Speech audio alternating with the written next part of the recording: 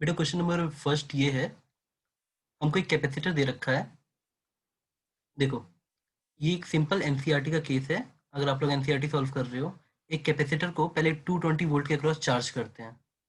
तो अब देखिए, हमें इस पे चार्ज मिल जाएगा Q equal to C V फॉर्मूले से। तो अगर हमने इस पे चार्ज निकाल लिया फर्स्ट कैपेसिटर पे, अब उसके बाद वो वही कैपेसिटर एक और कैपेसिटर के पैरेलल में कनेक्ट कर रहा है, इस कनेक्टेड इन पैरेलल, और फिर हमें एनर्जी लॉस निकालना है।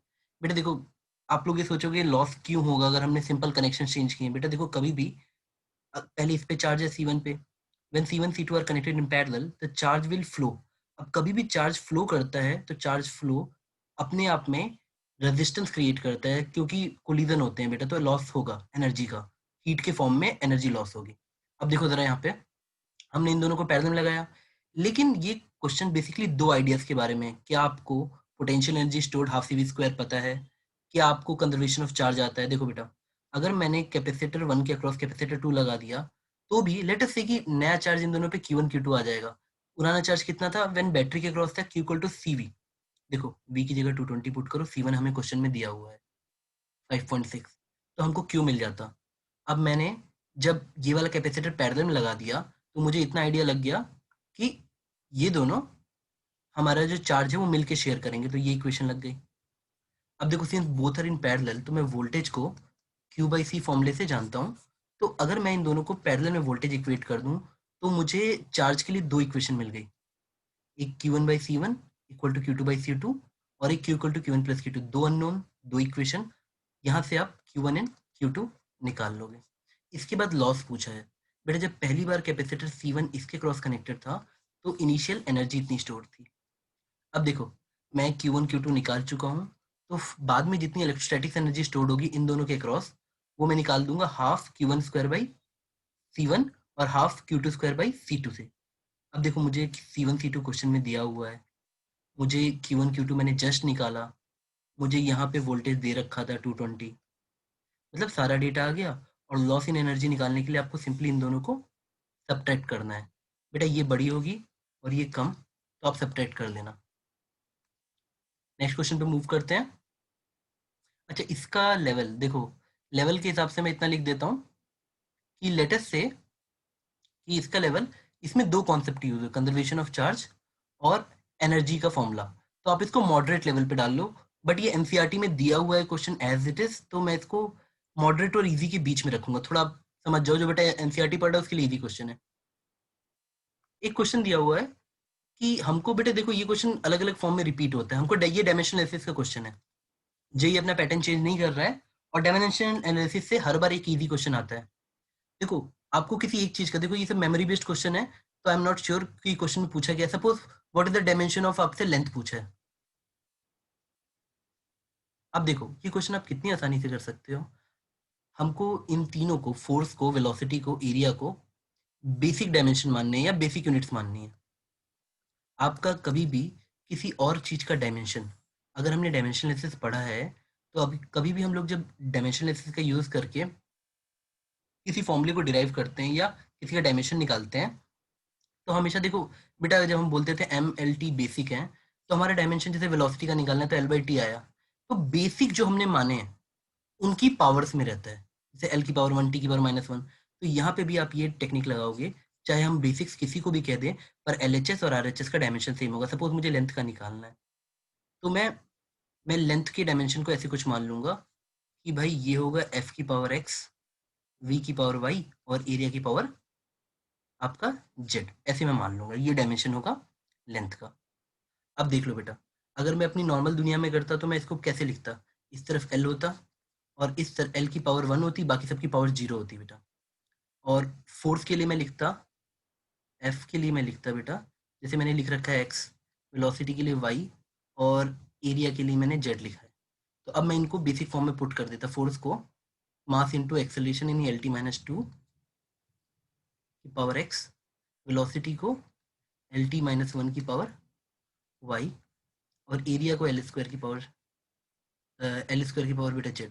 अब इसमें मैं M को एक जगह इकट्ठा कर लेता, L को कर लेता, T को करता, फिर इक्वेट कर देता कि इधर M की पावर 0 है, इधर L की पावर 1 है, इधर T की पावर 0 है। तीन इक्वेशन मिलती, तीन अननोन मिलते, बट ये इजी क्वेश्चन है, हाँ, आपका ये 1 मिनट ले सकता है कैलकुलेशन में। तो ये कैलकुलेशन वाइज़ थोड़ा-सा लेंदी है, लेकिन प्रोसीजर बहुत सिंपल है। अब जैसे ही कंपेयर करते हैं आपको एक्स, वाई, जेड की वैल्यू मिल जाती है और इसी फॉर्म में आंसर होगा कि एल का डायमेंशन क्या है, तो आपको ऐसे आंसर होता है एफ की पावर एक्स, वी की पावर वाई एंड एरिया की पावर जेड, इसी फॉर्म में आंसर होता। तो बेटा देखो, कंपैरेटिवली बाकी क्वेश्चन के कंपैरिजन में ये सुपर ईजी कैटेगरी में गिरता, क्योंकि आपको पूरा प्रोसेस हर बच्चे को लगभग आता है। अब हम लोग मूव करते हैं थर्ड क्वेश्चन की तरफ। बेटा क्लास 10th पास हर एक बच्चा ये क्वेश्चन कर सकता है हंसते हुए। देखो बेटा, आपसे क्या पूछा है, ये मिरर दे रखा है, कॉनकेव मिरर है। अब आपसे पूछा है अगर बियॉन्ड सेंटर मैं एक ऑब्जेक्ट रखूंगा तो आपको 4 ऑप्शन दिए हैं। बेटा देखो, इस क्वेश्चन में अजीब तरह से गरीबी दे रखी है। रियल और इरेक्ट ऑप्शन से एक बच्चा सोते हुए कर ले, रियल और इरेक्ट एक साथ में दिया है। भाई ये तो ऑप्शन ऐसे ही कट गया। वर्चुअल इन्वर्टेड, हे भगवान। बेटा क्लास 10th में जिस बच्चे ने टेबल भी पढ़ा था ना, उसके लिए क्वेश्चन नींद में करने लायक है। अगर आप लोग फिर भी क्लास के नोट्स फॉलो करते हो तो आप लोग को कुछ ऐसा फील, आपको कुछ ऐसा एक ग्राफ तक बनाया गया था बेटा इसका, कैसे ये मतलब image versus V versus you का ग्राफ भी बनाया गया था, अगर आप लोग को याद हो तो। बेटा देखो, इसमें सिंपल सी बात है। मैं यहाँ पे पहले, आपको याद है, एक ऑब्जेक्ट ऐसे रखा था तो इमेज जस्ट बनती थी। फिर मैं इसको धीरे धीरे इधर लेके जाता हूँ ऑब्जेक्ट को, मेरी इमेज इधर भागती है और लंबी होती जाती है, ऐसे ऐसे से बड़ी हो जाती है। फिर झटके से मैं फोकल लेंथ के इस तरफ लेके जाता हूँ, इमेज उल्टी होके यहाँ पहुंच जाती है, बड़ी सी। जब आप फोकल लेंथ के इस तरफ हो तो यहाँ पे इन्फिनिटी जितनी बड़ी थी, और फोकल लेंथ के यहाँ से कूद के यहाँ आ गए जस्ट यहाँ पे, तो यहाँ इन्फिनिटी आ गई। और फिर तुम जितना इधर आओगे, जितना इधर आओगे इमेज यहाँ जाती है। मतलब तुम इधर से इधर मूव कर रहे हो, इमेज इधर से इधर मूव कर रही है। तो बेटा जैसे ही तुम सेंटर पे पहुंचते तो ये दोनों बराबर हो जाते हैं, सबको याद है। और फिर सेंटर से तुम आगे जाओगे तो इमेज छोटी हो जाएगी और आखिरी में फोकस पे आके मर जाती है। तो बेटा हमें तो मिलेगी डिमिनिश्ड। और बेटा देखो, इन्वर्टर भी मिली, डिमिनिश्ड भी मिली, रियल भी मिली। जब इस तरफ बन रही है मिरर के तो रियल। तो बी ऑप्शन तो बेटा क्लास 10th का हर एक बच्चा कर लेता। तो ये तो 12th के हिसाब से पूछा गया क्वेश्चन है। तो बेटा जस्ट बिकॉज ये क्लास 10th में सीधे डायरेक्टली दिया हुआ है, तो आई विल से ये इजी की कैटेगरी में आएगा। अब तक मेरे हिसाब से बेटा पेपर के जितने क्वेश्चन मुझे मिले हैं, I guess paper is very easy. ये देखो बेटा, this is question which will confuse you on कि ये किस चैप्टर का क्वेश्चन है। ऐसे कम्युनिकेशन लिखा है, बच्चा डर जाएगा। अगर वो क्लास अटेंड कर रहा है तो एसी में चिल्ला चिल्ला के क्वालिटी फैक्टर पढ़ाया जाता है, एलसीआर सर्किट। और आपको बताया भी जाता है जितनी अच्छी क्वालिटी फैक्टर होता है उतनी ज्यादा एनर्जी स्टोर्ड होती है। क्लास के नोट्स देखना खोल के, आपको ऑप्शंस में पूछा गया है कि मतलब 3-4 ऑप्शन देके पूछा गया है कि किसका, which of the following should be selected for better tuning of LCR circuit. अब भाई जिसकी क्वालिटी फैक्टर, अब आरएलसी आपको कॉम्बिनेशन दिया, पुट करो वैल्यू। अगर A B C D 4 option दिए हैं तो it's just near lengthy question. हाँ, बस बच्चा कहाँ कंफ्यूज होता है, उसको लगता है कम्युनिकेशन चैप्टर में तो ऐसा कोई क्वेश्चन था ही नहीं। जबकि बेटा ये अल्टरनेटिंग करंट चैप्टर का क्वेश्चन है कि आपको क्वालिटी फैक्टर जहां ही रहेगा वहीं पे आपकी बेटर ट्यूनिंग होगी। बेटा simple better tuning means resonating circuit, simple resonating circuit. 12th वाले शायद ध्यान देंगे, उन्होंने जस्ट ये चैप्टर पढ़ा है। ठीक है बेटा, हम आगे बढ़ते हैं। अब आते हैं इस पे, नेक्स्ट क्वेश्चन पे। बेटा करंट इलेक्ट्रिसिटी एनसीईआरटी खोलो। आपको ना, वैसे ये कॉमन सेंस से भी कर सकते हो बेटा। क्वेश्चन पूछा था कि किसका रेजिस्टिविटी या रेजिस्टेंस ज़्यादा है। बेटा कॉपर सबसे अच्छा कंडक्टर होता है। तो इस तरफ बढ़ने पे आपकी रेजिस्टिविटी बढ़ेगी, इस तरफ जाने पे आपकी कंडक्टिविटी बढ़ेगी बेटा। मरकरी, टंगस्टन, बेटा लॉजिक ही देख लो ना यार, कोई हंसता हुआ कर देगा, ये दोनों कंडक्टर हैं और कॉपर बेटर होता है। तो अगर ये बच्चा कोई गेस वर्क से भी करता तो उसका आंसर सही हो जाता है ये। तो ये फैक्चुअल है। अगर आप कॉमन सेंस वाले बच्चे हो, आपने एनसीईआरटी खोली है तो ये इजी में आएगा। और बेटा आपको एनसीईआरटी से दुश्मनी है तो ये हार्ड में आएगा।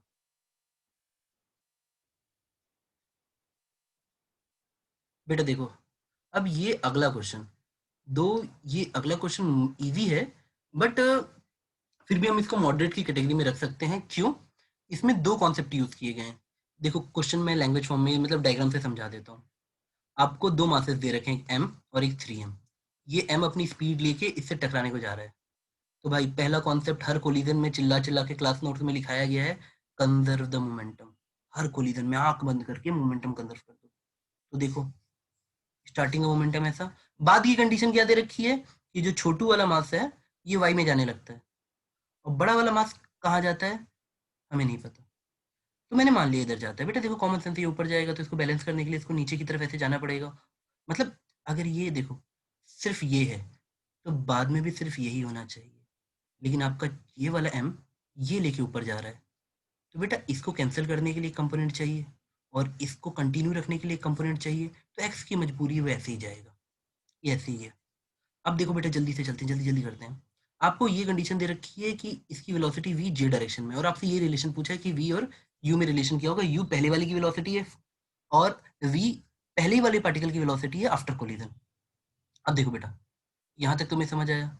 मैंने कुछ नहीं किया, मैंने बस मोमेंटम कंजर्व किया। पहले जे में नहीं था तो बाद में जे में कैसे आ जाएगा? तो V J must be X का, मतलब 3m का, 3m की वेलोसिटी मैंने x मीटर पर सेकंड मान लिया, उसके x से ये वाले कंपोनेंट से कैंसिल होना चाहिए वीजे को, और वही हम लोगों ने यहाँ किया भी है। देखो बेटा देखते रहो देखते रहो देखते रहो, मैंने यहाँ पे आपको दिखाया कि मैंने पहले तो मोमेंटम की इक्वेशन लिखवाई, कंजर्वेशन ऑफ मोमेंटम। देखो अब सिंपल सी बात है भाई, जे वाला कंपोनेंट यहाँ जीरो है तो यहाँ पे भी जीरो होगा। यहाँ पे जीरो करने के लिए ये और ये वाला कंपोनेंट मिलके जीरो हो जाएगा, तो आपको इससे एक्स कॉस थीटा मिल जाएगा, और एक्स वाले को कंपेयर करने पे आपको एक्स साइन थीटा मिल जाएगा। एक्स साइन थीटा मिल गया, एक्स कॉस थीटा मिल गया।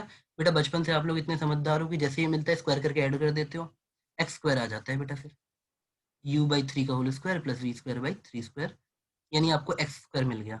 अब फिर बेटा इलास्टिक कोलिजन चिल्ला चिल्ला के लिखा है उन्होंने। देखो कोलिजन के क्वेश्चन में खोजते क्या है बेटा, आंख बंद करके पहले कंजर्वेशन ऑफ मोमेंटम और फिर कोलिजन किस टाइप का है, कुछ ना कुछ एक डेटा और देना पड़ेगा। चुपचाप से क्वेश्चन में छुपा के देगा, लैंग्वेज फॉर्म में दे सकता है कि परफेक्टली इलास्टिक है, इलास्टिक है, तो यहाँ पे चिल्ला के उन्होंने इलास्टिक लिख दिया है। अगला है आपको सिर्फ काइनेटिक एनर्जी कंजर्व करनी थी, हमारा आंसर आ जाता। देखो बेटा मुझे यूवी में रिलेशन चाहिए, मैंने यहाँ तक पहुँच गया कि मुझे एक्स पता लग गई यू और वी के टर्म्स में, पर मुझे एक्स नहीं चाहिए, तो मुझे एक्स को एलिमिनेट करने के लिए एक और इक्वेशन चाहिए ना, और वो इक्वेशन मिली मुझे कंजर्वेशन ऑफ काइनेटिक एनर्जी से। मैं जैसे ही यहाँ एक्स पुट करूंगा I will get a relation between U and V, but since you can see कि इसमें दो स्टेप लगे, conservation of momentum, conservation of kinetic energy, तो लेंदी हो गया, हार्ड नहीं हुआ, लेंदी हो गया। तो एग्जामिनेशन में ये आपकी थोड़ी थोड़ी कैलकुलेशन मिस्टेक करा देगा, पर बेटा जो बच्चा थोड़ा सा ना ऑप्शन से एलिमिनेट करना जानता है ना, वो कर ले जाएगा जल्दी जल्दी।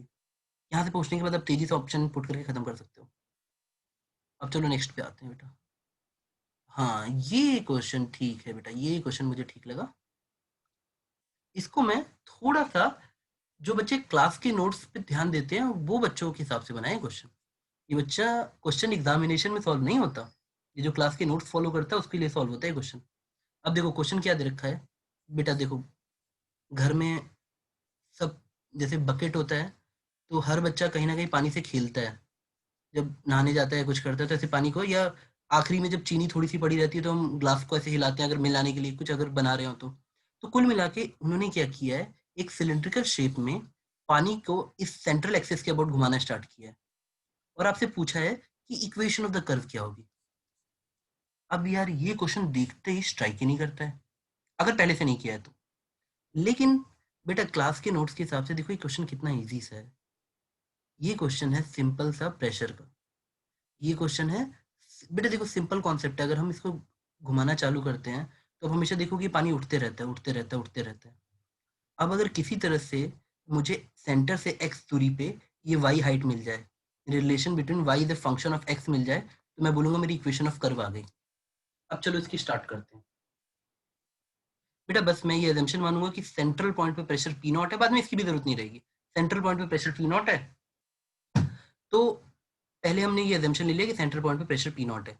अब तुम ऐसे सोचो जरा कि अगर मुझे यहाँ पे इसको ऊपर की तरफ शिफ्ट करना है, ऊपर की तरफ, तो बेटा जरूर जरूर यहाँ का जो प्रेशर होगा वो मैं, जैसे सपोज ये हाइट वाई है जैसे मैंने दिखा रखा है, तो यहाँ देखो बेटा सेम हाइट सेम प्रेशर, तो यहाँ नीचे वाले का प्रेशर पी नॉट होता,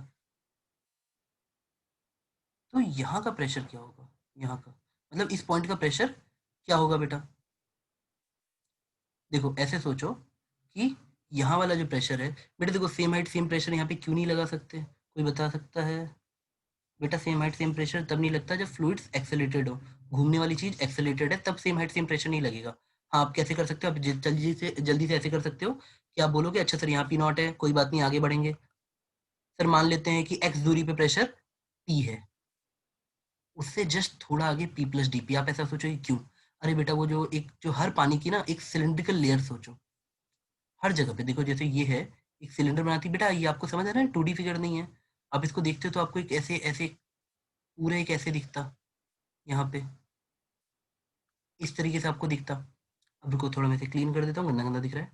हाँ, मुझे एक ऐसा सिलिंड्रिकल मेरा शेप मिलता और इसको मैंने डिफरेंशियल एलिमेंट मान लिया। अब मैंने अगर इसको डिफरेंशियल एलिमेंट मान लिया तो मैं इसको स्टडी करता हूँ। मैंने इधर से देखा P plus D P pressure लग रहा है और इधर से पी लग रहा है, पर सेंटर पे सिर्फ पी नॉट है। बेटा देखो एक चीज समझो कि जैसे जैसे जैसे जैसे तुम राइट हैंड साइड जाओगे नीचे प्रेशर बढ़ता जाएगा। क्यों? बेटा प्रेशर ऊपर के वेट से आता है। तो जो यहाँ पे प्रेशर होगा आप हमेशा डेफिनेशन से ही बोल सकते हो P not plus rho G Y होगा, फिर Y is the height at that point और rho density of the liquid है, G acceleration due to gravity है। लेकिन अब मैं इसको मैकेनिक्स से कल निकाल के इस प्रेशर का यूज करूंगा। मुझे फॉर्मूला पता है बट इससे मेरा एक्स नहीं निकलेगा। मुझे ये पता है कि अगर मुझे हाइट वाई पता है तो मैं वहाँ प्रेशर बता सकता हूँ। बट ये तो सिंपल सी बात है। अगर मैं आपको बोल रहा हूँ कि यहाँ और यहाँ पे प्रेशर डिफरेंस बताओ तो आप रो जी वाई बोल दोगे। उसी तरह यहाँ पे अगर प्रेशर एटमॉस्फेरिक पी नॉट है तो यहाँ पे भी पी नॉट रहता। तो यहाँ पे प्रेशर कितना होता? P not plus rho G Y. अब चलो बेटा देखो ये पॉइंट तो समझ आ गया। अब मेरा मेन टारगेट क्या है? आपको ये समझाना कि डिफरेंशियल एलिमेंट पे देखो बेटा, लेट अस से कि जो सिलेंडर हमने माना है उसका टोटल कर्व्ड एरिया ए है।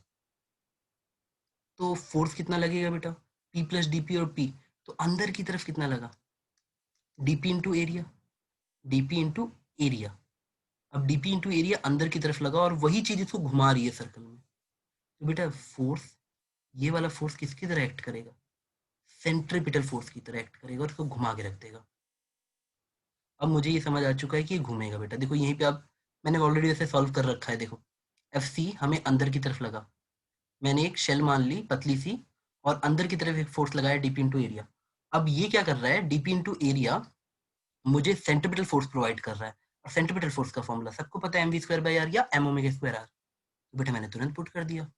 अब इस छोटे से शेल का मास कैसे निकालोगे बेटा? ये जो शेल तुमने मानी है सिलिंड्रिकल वाली, इसका मास हम कैसे निकालेंगे? बेटा एरिया हमने कर्ड, जो कर्ड वाली एरिया इसको ए मानी है, तो area into density into volume. और वॉल्यूम कैसे निकालोगे बेटा? सॉरी डेंसिटी इंटू वॉल्यूम करना था तो एरिया इंटू, अब ये थिकनेस कितनी मान लेते हैं हम लोग बेटा, यहाँ पे डी एक्स माने हैं। देखो तो area into D x, area into D x हमारा वॉल्यूम आ गया, वॉल्यूम इंटू डेंसिटी हमारा मास आ गया। तो यही उठा के यहाँ पे पुट कर दो बेटा। जैसे ही आप पुट करोगे देखो area into density into D x, ये हमारा मास आ गया, एम वी स्क्वायर हमने तुरंत इक्वेट कर दिया किससे? बेटा ये देखो सेंट्रीपिटल फोर्स को सेंट्रीपिटल फोर्स के, बेटा आपको सबको पता है net centripetal force equal to M omega square R. हमने बस यही फॉर्मूला लगाया है और जैसे ही हमने ये फॉर्मूला लगा दिया देखो चमक के हमारा आंसर आ जाएगा। क्या इस फॉर्म में आएगा? देखो मुझे तुरंत चमका कि मेरा प्रेशर पी, बेटा देखो मैं यहाँ से यहाँ इंटीग्रेट कर रहा हूँ, मैं पी नॉट से पी तक पहुँचा तो मैं एक्स कहाँ से पहुँचा? जीरो से लेकर एक्स तक। तो अब मैंने एक्स को पुट किया जीरो से लेकर एक्स तक और देखो बेटा सब कुछ कट कटा के कितना सिंपल इक्वेशन आ रहा है भाई। एक्स डी एक्स का इंटीग्रेशन करोगे एक्स स्क्वायर बाई टू, यहाँ तक प्रेशर आया P equal to P not half, ये आ गया। अब इसी को क्लिक कर दो बेटा, तुम्हारा आंसर आ गया। अब तुम सोचोगे देखो कि सर स्टार्टिंग में आपने बताया था कि उस पॉइंट पे जो प्रेशर था वो इस तरह से था, P equal to P not plus rho G Y. अब जरा इन दोनों को इक्वेट करो ना अपने दिमाग में, पी नॉट कट गया, rho G Y equal to half rho omega square X square. अब बेटा देखो Y as a form of X आ गया और ये क्वेश्चन था बेटा। तो अब एग्जैक्टली तो नहीं, अगर ये इंटीजर टाइप में आया होता तो कुछ ना कुछ वो बना देते, फोर लिख देते, कैसे लिख देते, बट क्वेश्चन हो गया। तो अगर आप देखोगे तो ये एक सिंपल क्वेश्चन है उन बच्चों के लिए जिन्होंने क्लास में कर रखा है। एक्चुअली बेटा ये सिंपल इसलिए मैं समझा रहा हूँ क्योंकि ये डेरिवेशन बच्चों को एज ए स्टैंडर्ड रटाई जाती है कि बेटा ये, और ये इस क्वेश्चन से बाकी जगह भी यूज होगी। तो ऐसा नहीं है कि सिर्फ इस क्वेश्चन के लिए। हाँ, आप इस क्वेश्चन को ये मानिए कि ये डिफिकल्ट लेवल पे जाएगा क्वेश्चन। क्यों? मान लो बेटा कितने बच्चों को ये याद रहती है? एग्जामिनेशन में डिराइव करोगे तो एटलीस्ट 10 मिनट जाएगा या 5 मिनट जाएगा, अगर तुम भूल चुके हो तो ये क्वेश्चन आपका टाइम ले लेगा, इसलिए डिफिकल्ट है। अदरवाइज अगर आपने पहले से कर रखा है तो एग्जाम में कर सकते हो, और आपको याद है तो बेटा फिर ये 1 मिनट में हो जाएगा। अब जल्दी जल्दी करते हैं बेटा थोड़ा सा। अब ये तो मतलब ये गरीबी रेखा से थोड़ा सा नीचे का क्वेश्चन है, सुपर इजी कैटेगरी। बेटा एनसीईआरटी तक में दिया हुआ है ये क्वेश्चन। अब देखो बेटा क्या किया है, ये एक रॉड लिया है, ऐसे लटका दिया है, mg इसका मास है, इसके ऊपर एक 3m मास रखा है। अब 2 वायर है यहाँ पे जो इसको सपोर्ट कर रही है, बोला है कि सब इक्विलिब्रियम में इसका टेंशन निकालो। जानबूझ के इस एंड के अबाउट निकालो ताकि इसका टेंशन पिक्चर में ना आए, तो T1 है वो पिक्चर में ना आए। हम लोग टॉर्क इस पॉइंट के अबाउट निकालेंगे। देखो बेटा कितना गरीब क्वेश्चन है, आपको सिर्फ ये करना है, टॉर्क बैलेंस लगाना है इन इक्विलिब्रियम। देखो अब डायग्राम की तरफ प्यार से देखो, टेंशन कहाँ टॉर्क लगाएगा? ऊपर की तरफ। mg कहाँ लगाएगा? नीचे की तरफ। ये कहाँ लगाएगा? नीचे की तरफ। बेटा लेकिन रियलिटी में अगर आप सॉल्व किए हो क्वेश्चन तो आप जानते हो नीचे ऊपर नहीं बोलते हैं, एंटी क्लॉकवाइज क्लॉकवाइज बोलते हैं। और इक्वेट कैसे करते हैं इक्विलिब्रियम में? Net anti clockwise equal to net clockwise. अब देखो बेटा थोड़ा सा नीचे आओ, और जैसे ही मैं इसको इक्वेट करूंगा बेटा, इतनी ज्यादा गरीब क्वेश्चन है, आपको सिर्फ टॉर्क का फॉर्मूला आर क्रॉस एफ पता होना चाहिए, यू आर देयर। और सिंस हर फोर्स इस डिस्टेंस से परपेंडिकुलर ही है, तो आपको सिर्फ आर इंटू एफ पुट करना है, टी इंटू 100। अब बेटा ये कुछ ज्यादा ईजी है तो मैं स्किप कर रहा हूँ जल्दी जल्दी इसको। आपका तुरंत टी इक्वल टू 5/4 mg आ जाएगा। ये क्वेश्चन सॉल्व हो गया। अब देखो बेटा आगे बढ़ते हैं। अब यार ये क्वेश्चन जस्ट कुछ दिनों पहले बच्चों ने डाउट में पूछा था, तो 11th वाले बच्चों को ये क्वेश्चन याद होगा। देखो बेटा आपको क्या दिया है, एक वायर है बेंट करके इस फॉर्म में दे दिया है। अब आपको इसकी इक्वेशन दे रखी है। हाँ बेटा पैराबोला पैराबोला, ठीक है। y इक्वल टू 4cx² बना। अब कुछ नहीं करो, पूछा है कि ये बीड रेस्ट पे रहने दो, तो रहने दो उसको रेस्ट में। अब इसको अगर हम सीडो 4 से करें तो कितना ईजी आ जाएगा, देखते हैं जरा। लगा दो बेटा, ये बीड यहाँ रेस्ट पे बेचारे का एफबीडी बनाओगे तो तुम्हें क्या क्या मिलता? सर एन ऐसे मिलेगा, सर एम जी नीचे मिलेगा, सर ये सीडो फोर्स मिलेगा एम ओमेगा स्क्वायर आर। बेटा इस पूरी ना इस वायर को हम ऐसे घुमा दे रहे हैं, देखो क्वेश्चन के डायग्राम पे ध्यान दो। अब तुमको पूछा गया रेस्ट पे कैसे रहेगा, तो बेटा जो बच्चा एफबीडी बनाने में ठीक है वो तुरंत कूद के आएगा, बोलेगा अच्छा सर मैं इसका एफबीडी बनाऊं तो एम ओमेगा स्क्वायर। बेटा देखो मैंने इस लाइन को जब खींचूंगा तो यहाँ पे ऐसे जाएगा ऐसे। अच्छा बेटा किसी भी कर्व पे अगर मैं एक ऐसे टेंजेंट के लॉन्ग लाइन बनाऊं तो बेटा यानी उस पॉइंट का डिफरेंशिएशन करोगे तो डी बाई डी एक्स उस पॉइंट पे आपको जो टेन थीटा देता है वो यही थीटा होता है बेटा। तो मुझे इस पॉइंट पे अगर मैं कर्व को डिफरेंशिएट करूंगा तो थीटा मिल सकता है, टेन थीटा। देखो बेटा आराम से देख लो मैंने क्या बताया। मैं दोबारा बोलता हूँ, मेरे पास कर्व है, अगर मैं इस कर्व को इस पॉइंट पे डिफरेंशिएट करता तो बेटा बाय डेफिनेशन अगर आप लोग को याद हो तो डिफरेंशिएशन का फॉर्मूला आपका स्लोप देता है उस जगह पे, और मुझे ये थीटा मिल जाएगा, टेन थीटा मिल गया बेटा, मतलब कहने का मतलब D by D equal to tan theta. और 4cx² को डिफरेंशिएट करोगे तो 8cx आ जाएगा, और आपको दिया है कि x की जो दूरी है वो a है, तो 8c आ गया। फर्स्ट स्टेप ये हुआ आपका, फर्स्ट स्टेप ये हुआ कि आपने टेन थीटा को 8ca निकाल लिया। अब देखो इसके बाद कैसे तेजी से करते हैं। देखो उसके बाद आप कॉमन सेंस सोचो बेटा कि मैं इस लाइन के लॉन्ग सोच रहा हूँ, ये बीट स्लिप नहीं कर रहा है, तो ये जो टेंजेंशियल लाइन है ए बी सी, इस लाइन के अलोंग फोर्स बैलेंस कर देते हैं बेटा। When a body is in equilibrium हम किसी भी पॉइंट के अबाउट फोर्स बैलेंस कर सकते हैं, तो चलो कर देते हैं। नीचे की तरफ कौन लगा रहा है बेटा? नॉर्मल रिएक्शन को पिक्चर से हटा दिया मैंने, इसलिए सिर्फ ये एफबीडी बनाया। देखो जब हमने ऐसे और ऐसे दो एक्सिस चुन ली, ऐसे और ऐसे, तब नॉर्मल रिएक्शन पिक्चर से हट गया, अब सिर्फ ये आया। अब देखो यहाँ पे सिर्फ एम जी साइन थीटा नीचे की तरफ और M omega square R cos theta ऊपर की तरफ। तो जैसे ही तुम इसको इक्वेट करोगे, ओ हो कितना आसान हो गया। देखो बेटा ओमेगा स्क्वायर ऐसे मिल जाएगा जी बाई ये टेन थीटा, टेन थीटा तो अभी हमने यहाँ से निकाला है। बेटा जैसे ही तुम्हारा कॉमन सेंस लगा, इसे टेन थीटा भी जस्ट निकाला था, को इसे क्लियर करते हैं, clear clear clear clear clear. देखो टेन थीटा यहाँ से चिपकाया हमने, यहाँ डाल दिया, ए से ए कट गया, ओमेगा स्क्वायर 8 GC आ गया, वैल्यू पुट कर दो, ये ऑप्शन में आपका मैच कर जाता। तो बेटा इसको किस कैटेगरी में रखें? इसको मैं उस कैटेगरी में रखता हूँ जो बच्चों को कर रखा है उसको आंसर तक याद रहता है, लेकिन ये पहली बार में आपसे टाइम ले सकता है टाइम। तो बेटा मैं इसको मॉडरेट या डिफिकल्ट लेवल पे डालते हैं, डिफिकल्ट में डाल देते हैं बेटा, बाकियों के हिसाब से तो भी कंपैरिजन करना ही पड़ेगा। चलो बेटा आगे बढ़ते हैं, मैं नेक्स्ट क्वेश्चन पे आया। ओहो हो, ये क्वेश्चन तो बेटा क्लास की नोट्स में स्टार्टिंग में रहता है, स्टार्टिंग में 11th वाले बच्चे अगर थोड़ा सा कान खोल के सुन रहे हो तो ध्यान दो जरा। बेटा देखो, कई मासूम बच्चे और मासूम टीचर इस क्वेश्चन को काइनेमेटिक्स से सॉल्व करते हैं। कैसे? क्वेश्चन क्या है पहले ये समझाता हूँ। एक ब्लॉक है, स्लाइड करते हुए नीचे जा रहा है। बेटा ये वेज रेस्ट पे है, ये जो वेज है ये रेस्ट पे है, और इसको देखो कुछ पार्ट्स में डिवाइड किया है कि एक पार्ट इसका, वन पार्ट बेटा, और दो पार्ट इधर, मतलब टोटल तीन पार्ट में डिवाइड किया, वन इधर और टू इधर, मतलब 1:2 पार्ट में। आपको क्या बोला है कि नीचे वाला सेक्शन रफ है, ऊपर वाला स्मूथ है, और आप स्टार्टिंग में वहां से रिलीज किए गए और नीचे पहुंचते पहुंचते तो तुम्हारी वेलोसिटी 0 हो गई। बेटा ऐसे क्वेश्चन देखते ही सोचो, अच्छा चेंज इन काइनेटिक एनर्जी 0, ये तो वर्केंजी थ्योरम से करेंगे। वो कुछ बच्चे यहाँ एफवीडी बना के लग जाते हैं शक्तिमान बन के क्वेश्चन सॉल्व करने, काइनेमेटिक्स से लंबा जाएगा बेटा, मत करना काइनेमेटिक्स से, ठीक है? अब देखो जरा नीचे आओ, मैं इसको क्लियर करता हूँ और फिर हम नीचे आते हैं। देखो क्वेश्चन यहीं पे आपके लिए सॉल्व करके ऑलरेडी दे रखा है बेटा, ये रफ पार्ट पे, ये स्मूथ पार्ट पे एम जी, ठीक है?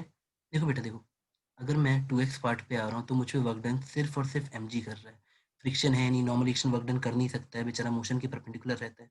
बचा क्या? जब मैं रफ पार्ट पे आऊंगा तो मुझ पे वर्क डन कौन करेगा? फ्रिक्शन, स्पीड घटाने के हिसाब से, और एम जी स्पीड बढ़ाने के हिसाब से। तो by work energy theorem from A to C, बेटा ए से सी तक net change in kinetic energy 0 है, तो टोटल वर्क डन भी 0 होना चाहिए। तो क्वेश्चन एक लाइन का है, जो बच्चा वर्क एनर्जी थ्योरम से करता है उसके लिए क्वेश्चन एक लाइन का है। देखो फ्रिक्शन कितना लगेगा, मोशन में body, kinetic friction mu M G cos theta, और हम सिर्फ एक पार्ट एक्स पार्ट हम लोग नीचे आए बेटा, देखो एक्स पार्ट हम ओनली नीचे आए हैं उससे, तो फ्रिक्शन सिर्फ एक्स पार्ट के लिए रहेगा, फोर्स इंटू डिस्प्लेसमेंट। और बेटा यहाँ एम जी के लिए, बेटा देखो कभी भी एम जी का वर्कडन निकालना हो तो सीधे एम जी एच यूज किया करो, फिर एच इज वर्टिकल हाइट। जानबूझ के मैंने एच को लिख दिया 3x sine theta, total height 3x है, मतलब ये स्लेंट हाइट आपकी 3x है, तो मैंने जो वर्टिकल हाइट है उसको एच ले लिया, 3x साइन थीटा। बेटा आप कॉमन सेंस समझो, मैंने सिर्फ M G H formula use किया है, एम जी एच, मेरा एच इज वर्टिकल हाइट। अब मुझे दोनों वर्कडन को 0 पुट करना है, मुझे आंसर एक लाइन में मिल गया। तो बेटा बस इसमें यही ट्रिक थी कि इसको डब्ल्यू से करो, वर्क एनर्जी थ्योरम से, काइनेमेटिक्स से नहीं। अब काइनेमेटिक्स से करोगे ये लेंदी है, डब्ल्यू से करोगे ये शॉर्ट है। तो बेटा आपके ऊपर है, आप इसको इजी में ले जाओ या आप इसको लेंदी में ले जाओ, मतलब ये आपके ऊपर है कि अगर आपका उस समय दिमाग नहीं चला और आपने काइनेमेटिक्स से सॉल्व किया तो ये लेंदी क्वेश्चन है, अगर आपने डब्ल्यू से सॉल्व किया तो ये इजी क्वेश्चन है। बेटा हम आगे बढ़ते हैं। अभी ये क्वेश्चन दिखने में डरावना और है इजी क्वेश्चन। देखो बेटा, आपको ये नीचे एक अजीब सा शेप फिक्स करके दे रखा है और उसके ऊपर एक ऐसे स्फीयर रख दिया है, पूछा है कौन सी मिनिमम फोर्स लगाओगे कि ऐसे टॉपल कर जाए, टू मूव या टॉपल बोल दो बेटा, इसके ऊपर से ऐसे घूम के चढ़ जाए। अब देखो बेटा कितना सिंपल क्वेश्चन हो जाएगा, अगर मैं इसका एफबीडी बनाता हूँ तो तुम्हें थोड़ा सा कैच करेगा। देखो अगर मैं इसको ऐसे दिखाऊं कि देखो बेटा, इसको ऐसे सोचो सोचो सोचो सोचो कि इस पे लगने वाले एक्टिंग फोर्सेस कौन कौन से हैं। बेटा देखो यहाँ से एक तुम्हें क्या मिलता, यहाँ से तुम्हें एक नॉर्मल रिएक्शन मिलता, लेकिन जब तुम टॉपल करवाने वाले होगे तो कॉन्टेक्ट छोड़ देगा, तो ये नॉर्मल रिएक्शन नहीं मिलेगा। बच्चे सोचते हैं कि सर यहाँ से वाला नॉर्मल रिएक्शन आपने नहीं बनाया, अरे बेटा जब टॉपल करने वाला होगा ना तो ये नॉर्मल रिएक्शन 0 हो जाएगा, इसलिए नहीं बनाया। एफबीडी में देखो जरा ध्यान से, देखो आपको यहाँ से मिलेगा, यहाँ से मिलेगा, नॉर्मल रिएक्शन मिलेगा बेटा यहाँ से, ये एफबीडी बनेगी इसकी, जस्ट मूव करने वाला होगा तो ऐसी एफबीडी बनेगी। अब मैं जानबूझ के पॉइंट पी के अबाउट टॉर्क बैलेंस कर दूंगा।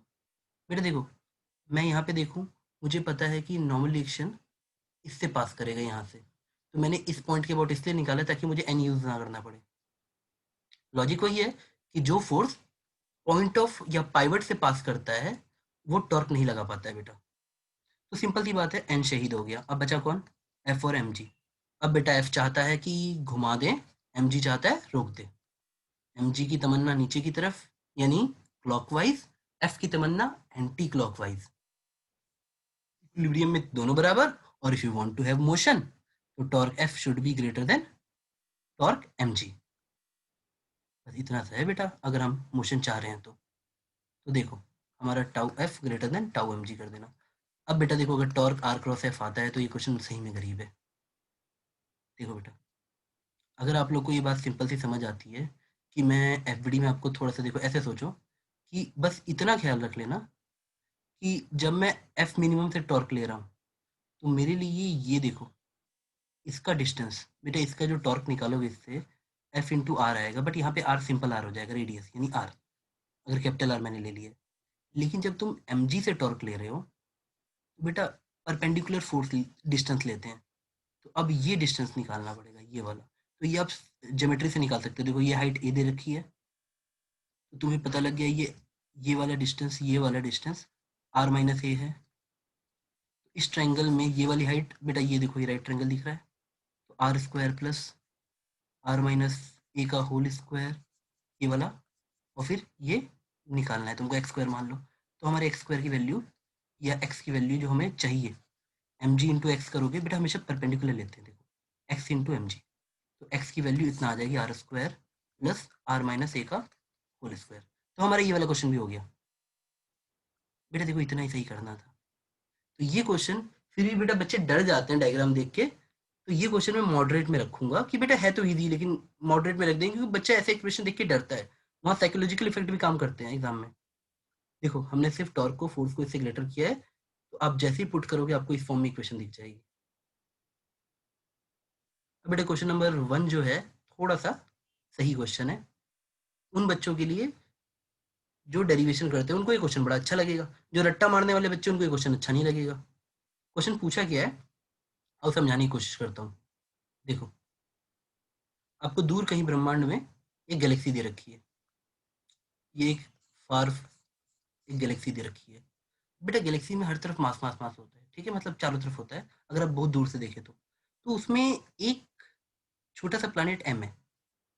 लेकिन आपको इस गैलेक्सी में ये फंडा दे रखा है कि जैसे जैसे तुम आगे बढ़ते हो, सेंटर से आगे बढ़ते हो, डेंसिटी का फॉर्मूला हमारा इस फॉर्म में दे रखा है बेटा। देखो डेंसिटी हमारी k बाई आर फॉर्म में दे रखी है, मतलब अगर मैं जितना दूर जाऊंगा मेरी डेंसिटी घटेगी, आर बढ़ेगा डेंसिटी घटेगी।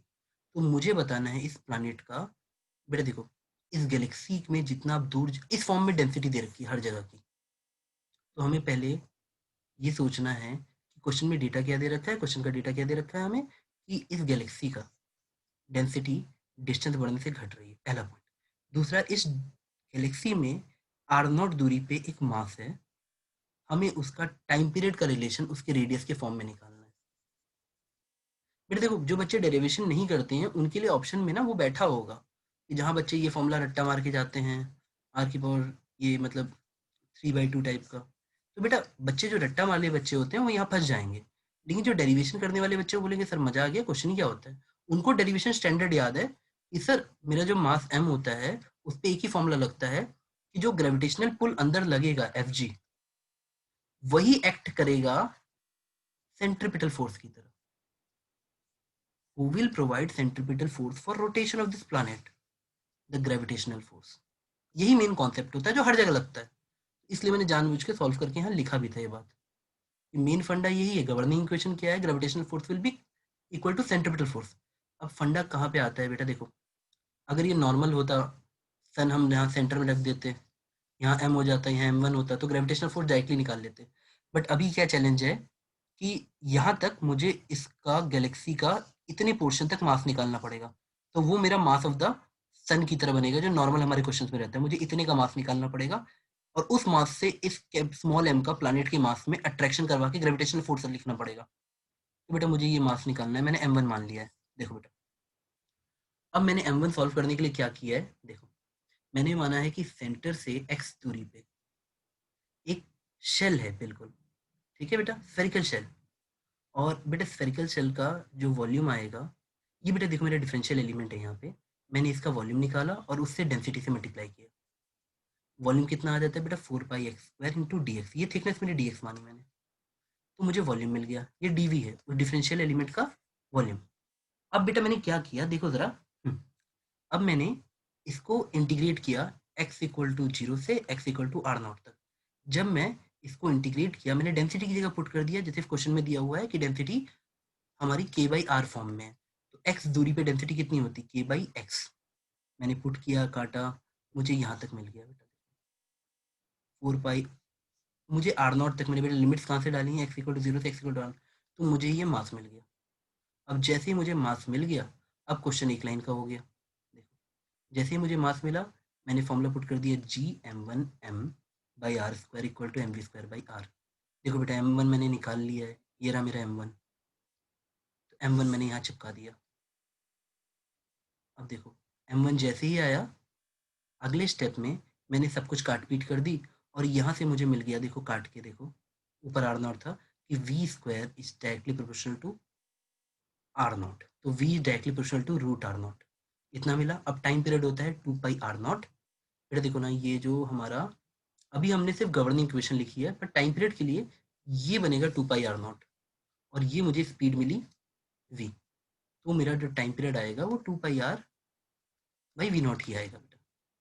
अब देखो, इसके बाद क्वेश्चन में कुछ बचा नहीं, जहां आप लोगों ने सही ये वाली गवर्निंग इक्वेशन लगा ली होती, v is directly proportional to r0, उसके बाद खत्म है, time period is directly proportional to r0/v होता है। तो मैं अगर v की जगह √r0 पुट कर दूं नीचे, तो r0 कटेगा, t directly proportional to r0। तो बेटा देखो, अगर क्वेश्चन इंटीजर वाले फॉर्म में आया है, तो आप डायरेक्टली डाल सकते हो n की वैल्यू 1/2। ठीक है। अब देखो बेटा, टोटल मैं एनालिसिस यही बोलूंगा कि मेरे हिसाब से कोई भी बच्चा जो ईमानदारी से पढ़ रहा है, वो इस पेपर में 20+ क्वेश्चन करके आएगा 25 में से, विदाउट हेजिटेशन। अगर आप एवरेज पढ़ रहे हो, तो आप 15 से ऊपर करके आओगे। अगर आप अच्छे हो, आपने सारी क्लासेस कोचिंग की अटेंड की हैं, तो 20+ इज योर मार्क्स। ठीक है बेटा। और इवन आप इतना समझो, तो ओवरऑल अगर आप मुझसे पूछोगे कि इजी, एवरेज, मॉडरेट, तो मैं इसको एवरेज कैटेगरी में बोलूंगा, वो भी सिर्फ इस लॉजिक से कि जनवरी के पेपर्स के हिसाब से, जो जनवरी में अटेम्प्ट हुआ था, उसके हिसाब से 2-3 क्वेश्चन ऐसे हैं जो थोड़े से अच्छे हैं। तो overall it's an average paper. Still I will say कि अगर आपको फिजिक्स में अच्छा स्कोर मुझसे पूछोगे कि एक बच्चा जो सारी क्लास अटेंड कर रहा है, उसका अच्छा स्कोर कितना आना चाहिए, तो आंसर 22+ रहना चाहिए। अब बेटा वहाँ थोड़ा सा लग भी रहता है, आप कैलकुलेशन मिस्टेक भी होती है, तो 22 तक आप सही करके आ रहे हो, मतलब आपने सारी चीज़ें सिंसियरिटी से की हैं। बेटा मैं यहाँ पे इसको बंद करता हूँ, इसके बाद सेकंड शिफ्ट का पेपर आएगा, हम उसको डिस्कस करेंगे।